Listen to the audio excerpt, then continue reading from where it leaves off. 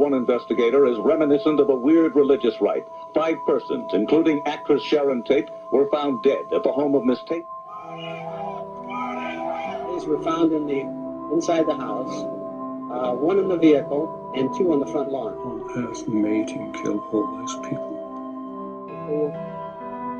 All but 1 or 6 were pronounced dead. Monster? Som du vet så ut, it was a monster.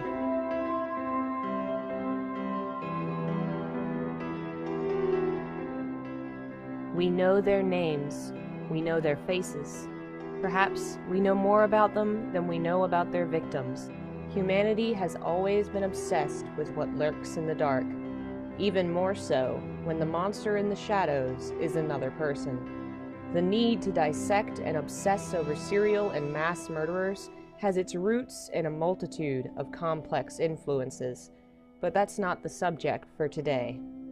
We're here to discuss Walter Sullivan, the awful and terrifying villain of the 4th game in the Silent Hill series. Much as the world stands in horrified awe of real murderers, Silent Hill fans have long been intrigued by one of the only Silent Hill enemies to be truly human. Who is Walter Sullivan, and how do we define what he is and what he does? First, let's step back and examine the bigger picture. Serial killers are those disturbed individuals who take delight in killing others. They kill multiple people over a short period of time, often in the same fashion, often targeting the same kinds of people. Before we decide if Walter Sullivan himself qualifies as such an individual, we must examine what a serial killer really is. There are certain aspects of personality and action that define them. Besides having killed multiple people in a short time, they often have other things in common. Typically, they choose their victims based on criteria or bias they hold. Their style of killing is often ritualistic, symbolic, and routine for them, killing all victims via a certain method, for instance. Often, they have suffered abuse, physical, emotional, or sexual, at the hands of their caregivers growing up. But that's not always the case. More likely, they were sadistic from a very young age, such as torturing animals, bullying others, or otherwise causing trouble. Their criminal history also usually starts at a very young age. Most often, these people are predatory. They're very smart, or at least very good at manipulating other people. Almost all of them seem normal from the outside, but in reality, this is a mask in order to trick other people. Most likely, these people did not finish college or high school, and they had a hard time keeping employment. Often, they kill to have power over others. They kill for enjoyment. They kill and they manipulate other people. But how do these traits manifest in actual serial killers? The following contains clips from other documentaries about such people. What was unique about Holmes was the fact that he actually finished school. He went all the way through college. Most serial killers don't do that. While Holmes languishes in prison, he writes an autobiography titled Holmes's Own Story. He's supposedly going to be confessing, but he starts out creating a picture in the countryside. It's not a confession. He knows that he's going to be writing this thing, and people are going to be reading it, maybe 100 years from now or more. We all want to be remembered. These guys make sure they are. On the first day of trial, the courtroom is stunned as Holmes dismisses his counsel. Holmes, the multi-murderer, is now Holmes, the attorney. Holmes is now in charge. He's center stage. He doesn't just want to be on trial. He wants to be the ringmaster, to get everything.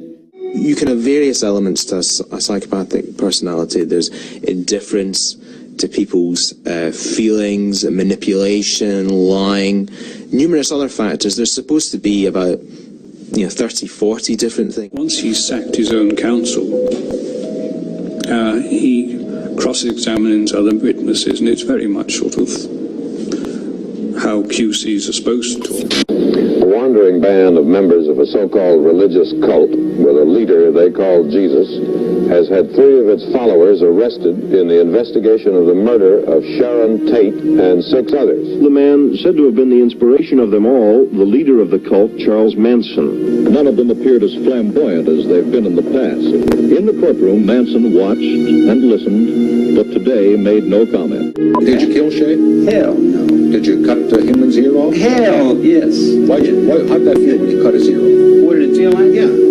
Well, I had done what he said for about 20 years. I'd done everything he told me to do. And I got to thinking, now, why don't this guy do something I tell him to do? And he said, no. I said, well, how comes I'm always doing what you tell me to do, but then you never do what I say to? And he said, well, blah, blah, blah. So I said, now you do what I say. You know, if I wanted to kill somebody, I'd take this book and beat you to death with it, and I wouldn't feel a thing. It'd be just like walking to the drugstore. Now that we know what they are like, now that we've seen what they're like, it's time to compare what we know of serial killers to Walter Sullivan. Walter was born in apartment 302 of Ashfield Heights. The moment he was born, he was abandoned, his mother forcibly torn from him by his abusive father. All that is left of that bond is an umbilical cord. Walter is found by the apartment's supervisor and later adopted by the Wish House. The Wish House orphanage is really a front for the Order, the cult that is the main antagonist of the Silent Hill series. Of course, this does not bode well for the poor child. He is raised in a violent, abusive place, where bad behavior leads to punishment in the form of the water prison. This is a literal prison, a panopticon, a type of constant surveillance which is so invasive and abusive, it's not used in reality. Walter is only a young child when he is exposed to suffering on a level which is impossible to imagine. His friends are killed before his eyes. Bob, another child mentioned in Walter's letters, is later killed by the cult. The children are starved, beaten, tortured, malnourished, and denied any kind of love. Andrew DeSalvo at one point punishes Walter by forcing him to eat leeches. This is not familial abuse. This is more than child abuse. This is torture. This is unimaginable and indescribably awful, and it is Walter's childhood. In spite of that, he looks at his childhood as happy, as seen in the fictional story description of the boy's life. He had friends at the Wish House. All he wanted for was his mother. It is Dahlia Gillespie who manipulates and tricks the young Walter into believing he can have his mother back, that she is asleep in room 302, and there is one way to return her to life. Walter becomes obsessed with researching this ritual, but he doesn't start it. Walter is, of course, part of an actual cult, but we can't put him in the same category of serial killers who kill for God, because this is a fictional world. Walter isn't believing delusions. His magic powers are real. That makes it more difficult to parse out his story, but we can do it. Walter has 2 sides to himself, the child and the adult. The child is nothing like what we might imagine a young killer to be. He is shy, nervous, and kind-hearted. He protects Eileen, where we've been told that most young killers are sadistic and even desire pain in others. He is afraid of adults. He fails to gain entry to room 302 throughout his childhood. Where is the manipulation? Where is his strength of lying? The boy and the adult have none. Walter is an awkward, socially stunted young man who doesn't seem capable of manipulating anyone. All his kills rely upon his psychic powers. He never lures anyone anywhere. His childhood lacks those typical signs: criminal activity, sadism, lack of friends. What he has is pain in spades, abuse at the hands of adults. He is traumatized multiple times: his parents abandoning him, the incident with the leeches, the incident with the pet shop, his interactions with Richard at the apartment complex. These moments frighten and hurt him so much they put targets on the back of the adult responsible, so that later they are all killed as part of the ritual. During his teenage years, he spends time away from the cult. He is homeless, but still stays in Ashfield, sleeping in subway tunnels and most likely panhandling to survive. It is at this time that Eileen gives him her doll out of sympathy, and in response he breaks down and cries. This is not someone who is lacking in empathy or ability to care. He recognizes Eileen's care for him and is so touched he cries. He does attend college for a time. He moves to Pleasant River at 19, but it doesn't last. He eventually leaves school and after some time begins killing at 24. For a few years, his whereabouts are unknown. One thing that must be mentioned is the inclusion of Voltaire in the story. George Roston, a member of the cult and the man who personally taught Walter the rituals for the 21 sacraments, is said to have Voltaire sneaked into Walter's consciousness to permit the sacraments to take place. Supposedly it is this act which gives Walter his psychic powers. We don't know exactly when this happens.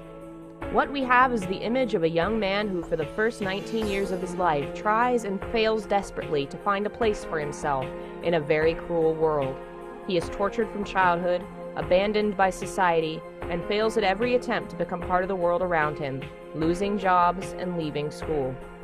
Yet he appears to be a normal person. He feels and empathizes with others. He is kind, though socially stunted due to abuse, and desires the company of others. He has no history of criminal activity, sadism, violent behavior, or otherwise deviant acts. Then he vanishes. For the next 5 years, we don't know what happened to him. At 24, he suddenly reappears and begins to kill, violently and gruesomely. What happened to Walter Sullivan? It must be said that Walter does have some things in common with serial killers. He does express enjoyment in the act of killing. His brutal murders are too involved and violent for him not to. He is seen cutting up monsters and behaving in sadistic ways. But we have no sign that this behavior existed before the murders started. Why would he wait? In fact, we clearly see he is not sadistic when the confrontation between man and child occurs. Walter is brutally tormenting Eileen, and his own self, his child self, stops him.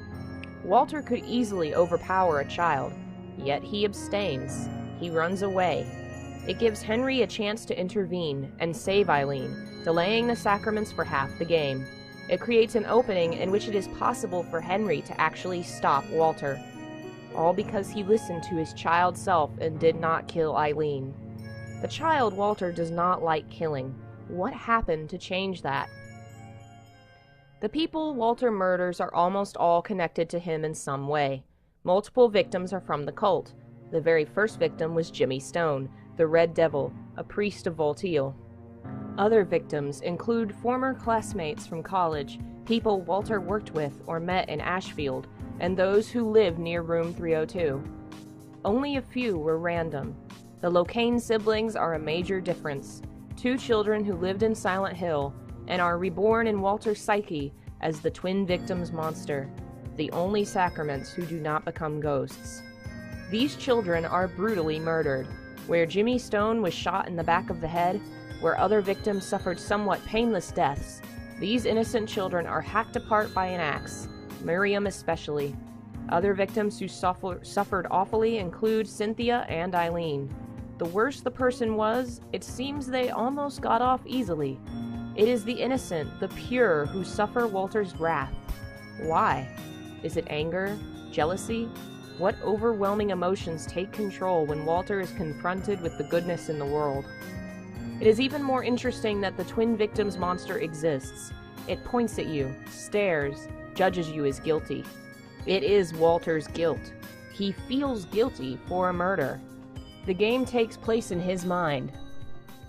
Not all of it is under his control. Parts of his subconscious surface and give us a peek into the secrets of his mind. More interesting is that one of the victims is actually Walter himself. Most serial killers are arrogant and want to hurt others. Few would hurt themselves. Who do they value more than themselves? But Walter kills himself in a grotesque and painful fashion. Crucifixion is not an easy death, but he is smiling as he dies. He is happy to be dead. The first time the player and Henry meet Walter, he is not attacking. He is mysterious, and only later we learn who he is. He just speaks of Eileen, how kind she was to him, then gives Henry the doll Eileen gave him. Yes, this doll creates a haunting, but it is otherwise harmless. If the player keeps it in the inventory for the whole game, it never does a thing. The doll means nothing to the sacraments. Walter genuinely wanted Henry to have it. Most of the game takes place in Walter's mind. We see his pains, we experience his suffering. We learn all about the things that brought him to this, the traumas, the tortures. We see him kill the innocent and the guilty. We also meet his younger self, a manifestation that exists because Walter still has good in him. He can be defeated. In a world where he is meant to control, he can be defeated, and is defeated by himself, by young Walter's interference. He's defeated by the umbilical cord. Umbilical cords have long been symbols of magic, thought in many cultures to contain magical powers.